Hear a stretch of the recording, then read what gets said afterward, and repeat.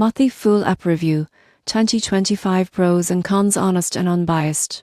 You won't believe how accessible investing insights have become. The Motley Fool app in 2025 provides stock recommendations, market news and educational resources, but is it worth it? Motley Fool offers curated stock picks, research reports, and community discussion boards.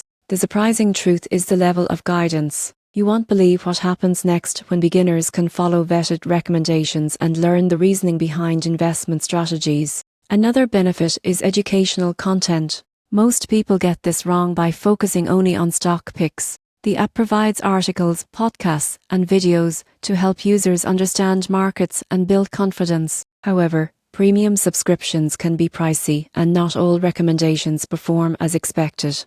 Users should avoid treating picks as guaranteed profits. In conclusion, the Motley Fool app is ideal for investors who want guidance, research, and learning in one platform. If used wisely, it can enhance decision-making and investing skills in 2025. Casual investors may benefit from free content, but premium access provides the full experience.